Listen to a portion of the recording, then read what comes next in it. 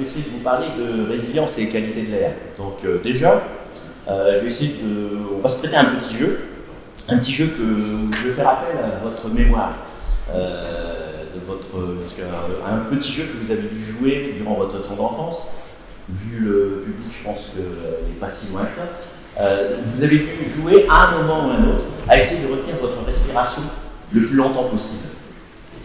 Donc ça, à moins d'être un apnéiste digne du Grand Bleu, je pense que c'est pas facile pour la plupart d'entre nous de dépasser la minute. Ça montre une chose déjà, c'est que les 15 millilitres d'air qui passent quotidiennement sur nos poumons sont vitaux. Et donc que la pollution atmosphérique, la qualité de l'air, est devenue un sujet d'une préoccupation de premier ordre. Et malheureusement, les chiffres qui nous sont donnés régulièrement par l'OMS, notamment l'annonce des 7 millions de personnes qui décèdent chaque année dues aux effets de la pollution atmosphérique, ne sont pas là pour nous rassurer. 7 millions de personnes, dont à peu près 60% dus à la mauvaise qualité de l'air ambiant extérieur. Donc cet air extérieur, il est clair qu'il va agresser nos poumons via différentes substances qui ne sont pas forcément toutes surveillées sur le plan réglementaire. Et donc, il est clair que les 700 à 800 millions de respirations que nous allons devoir gérer tout au long donc, de notre vie vont être affectées par cette qualité d'air et par son évolution. Donc, il est tout à fait normal de se poser quelques questions légitimes.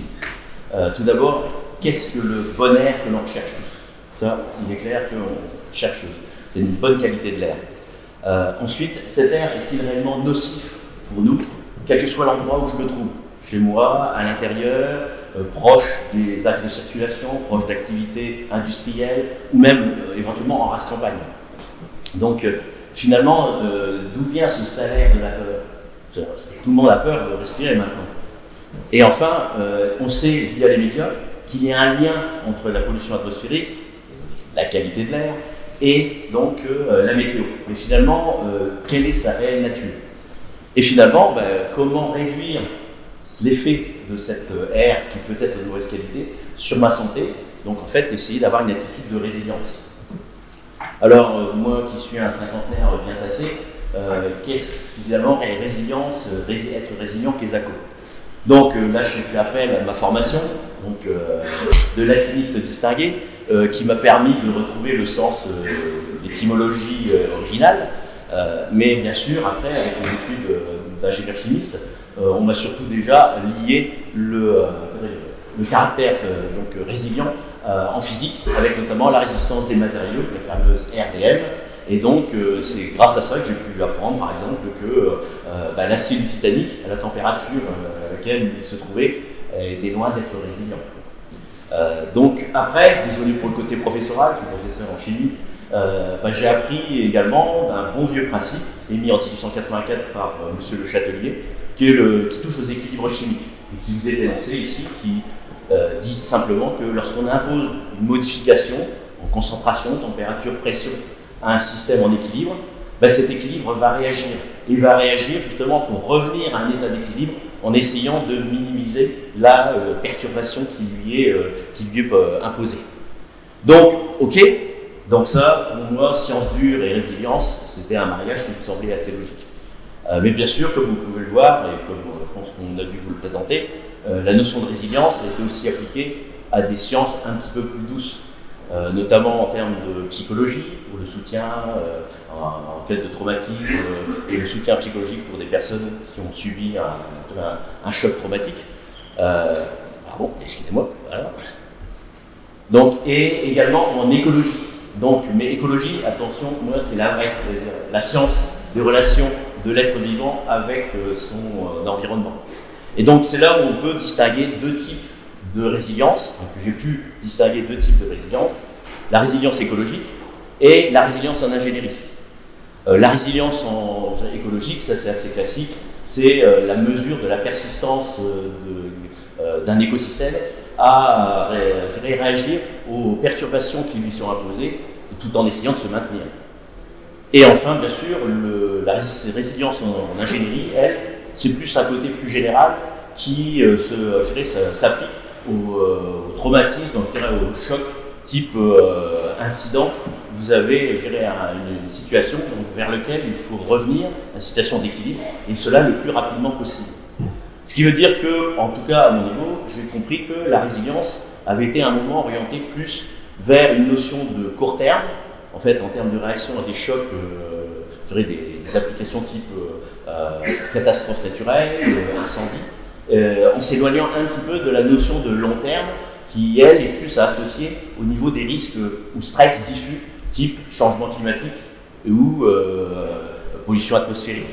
Et donc, c'est là où on voit qu'on s'est plus orienté vers une notion de curatif que de préventif.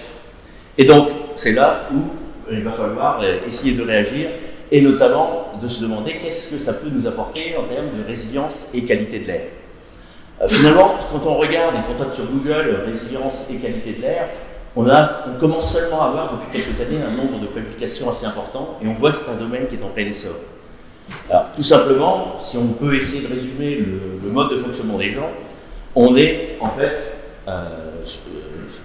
centré sur 4 grandes fonctions que sont l'habitation, la production, le déplacement et se récréer pour les plus jeunes, se divertir.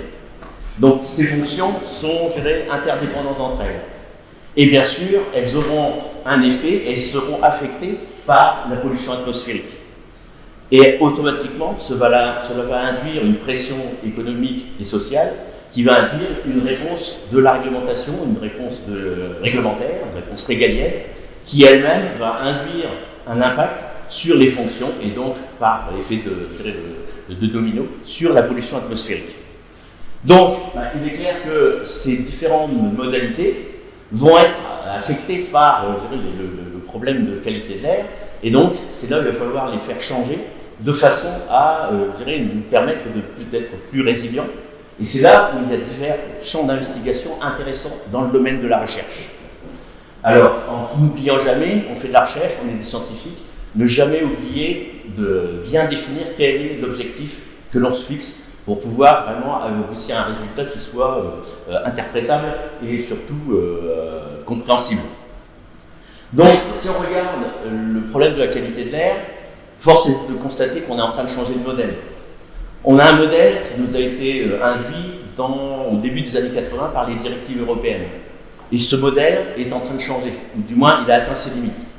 Notamment, on a une approche qui est cloisonnée par polluants, qui ne tient absolument pas compte d'un effet qui est un effet de cocktail dans la qualité de l'air, donc dans l'air que nous respirons.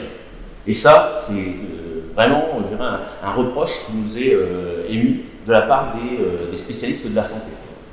On a également le fait de se tourner vers le bon vieux trio de coupables désignés que sont le trafic, les industriels et le résidentiel. Là encore, c'est un modèle sur un schéma qui est insuffisant. On fonctionne à l'heure actuelle pour la surveillance de la qualité de l'air via une comparaison d'un indicateur avec différents seuils, dont la compréhension est loin d'être évidente auprès du public. Si je vous parle de valeurs cibles, valeurs limites, d'AOT 40, ce n'est pas forcément quelque chose qui est bien perçu ou compréhensible de la part du public. On a également cette notion de pertinence de l'indicateur. Cet indicateur, c'est souvent une mesure, et une mesure de quoi? Une concentration massique. Et cette concentration massique, en un polluant donné, qui n'est pas forcément un polluant au goût du jour, cet indicateur, malheureusement, n'est pas suffisant, là encore, aux yeux des spécialistes de la santé. Et enfin, je dirais malheureusement pour terminer, c'est que la vision l'image que l'on collait dans les années anciennes au pouvoir public de l'État protecteur et donc bienveillant, malheureusement et providentiel, malheureusement est un peu écorné. Et c'est là justement où il y a une nécessité de prendre en compte donc, les synergies entre la qualité de l'air et son évolution et des problématiques qui sont nettement plus globales et transversales. Par exemple, les problèmes de nuisance olfactive, les problèmes d'allergie dus au pollen. En ce moment, je pense que certains d'entre vous doivent le ressentir. Les virus, j'enfonce peut-être une porte ouverte dans cette période. Et enfin, le changement climatique, et lié à ça, la notion de précarité énergétique. En tout cas, il est clair que cette relation résilience et qualité de l'air va nécessiter une collaboration de tous les acteurs. Et quand je dis tous les acteurs, c'est les citoyens, l'État bien sûr, mais il ne faut pas oublier les scientifiques avec plein de domaines donc aussi bien les domaines de la santé que des sciences sociales, les industriels, et ne pas oublier également les médias, qui sont quand même des transmetteurs d'informations. Et ça, on le voit via des nouveaux concepts tels que l'exposure science, ou en français expologie, ou les citizen science, encore sciences du citoyen, sciences citoyennes ou participatives. En tout cas, ces nouveaux concepts, ne pas oublier, on est des scientifiques, et ces scientifiques doivent s'appuyer sur une méthodologie, une rigueur scientifique, donc, qui est basée sur une méthode et donc qui va asseoir une crédibilité des résultats que l'on pourra donc obtenir. Alors, si j'ai à résumer quelques effets quelques potentiels de recherche, l'un des premiers intéressants à mettre en œuvre, au moins à souligner, c'est le pouvoir oxydant. C'est une mesure de la capacité des particules, donc un polluant qui est relativement en tête de gondole au niveau des mégas, donc à détruire les antioxydants, qui sont des éléments classiques, au niveau naturel, donc de notre système de défense, pour justement réagir à toute agression. Et ça, c'est un très bon moyen d'évaluer le stress oxydant, ou stress oxydatif, qui est un mécanisme biologique classique qui est lié à des phénomènes, des pathologies cardio-respiratoires classiques comme l'asthme, les phénomènes de bronchiolite, bronchite, et même jusqu'à certains cancers. Ce principe, il est assez simple, à ce jour, et encore à l'état de laboratoire, c'est-à-dire un prélèvement, une analyse donc, spécifique qui nous permet donc ensuite de tirer des conclusions, notamment en termes de certaines pathologies. Vous avez ici sur votre droite l'examen de particules de sable saharien qu'on a connu il y a déjà quelques jours, quelques semaines, et à votre droite, vous avez des pollens, là encore, qui sont en plein boom, là encore, à cause des conditions atmosphériques que nous connaissons actuellement. Donc, ça, c'est un premier élément, et la voie d'automatisation de ce type de procédé est une voie de recherche, donc, qui est assez prometteuse. Autre aspect qui touche plus, je dirais, quelque chose qui peut nous aider à mieux nous comporter. Ce sont les microcapteurs ou systèmes capteurs. Je pense que la plupart d'entre vous ont vraisemblablement autour du poignet une montre connectée qui leur permet peut-être d'avoir surveillé leur fréquence cardiaque, voire même leur pression artérielle. Vous avez une définition officielle du système capteur telle qu'elle a été définie récemment, notamment par la FNOR. On voit que ce système induisent automatiquement, sur cette définition et ce concept, induit automatiquement quelque chose qui est relativement facile à mettre en œuvre, autonome, donc facile d'accès, notamment via le marché. C'est disponible, donc vous pouvez acheter des capteurs sur Internet, ou vous pouvez même le fabriquer dans votre garage via un tutoriel donc disponible sur YouTube. Ce genre d'outil qui peut être disséminé en nombre large, c'est intéressant, mais il ne faut pas oublier que il va falloir lui associer un concept de traitement de données, d'un nombre massif de données. Et cette notion d'assimilation de données, là, c'est un champ intéressant pour notamment tout ce qui est l'apprentissage machine, le machine learning, voire même l'intelligence artificielle. Alors par contre, bien sûr, il est clair que ce type d'outil qui va donc assimiler des données, c'est très séduisant pour obtenir de telles cartes aux couleurs chamarrées. Encore faut-il qu'il y ait un processus de validation qui soit le plus clair possible, de façon à avoir des résultats sur lesquels on puisse attester de leur véracité. Donc finalement, en conclusion, qu'est-ce que je dirais pour être assez optimiste, c'est qu'il est clair qu'on a le droit à respirer un air qui ne nuit pas à notre santé. Ça, c'est clair, c'est inscrit dans la loi. Donc, et malheureusement, qui dit droit, dit aussi devoir. Et ça, ce suivi de l'état de la qualité de l'air va induire des devoirs.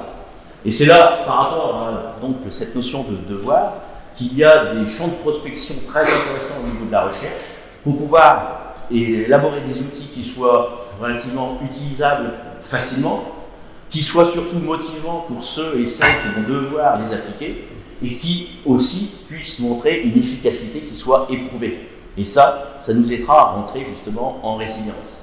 Mais ça, je dirais, et ça c'est un avis tout à fait personnel, c'est soumis à deux conditions. D'abord, il faut que l'homme arrête de jouer à l'apprenti sorcier et comprenne enfin qu'il ne peut pas tout contrôler, et aussi que malheureusement, il n'y a pas de futur sans passé, et il faut au moins retenir les leçons. Voilà.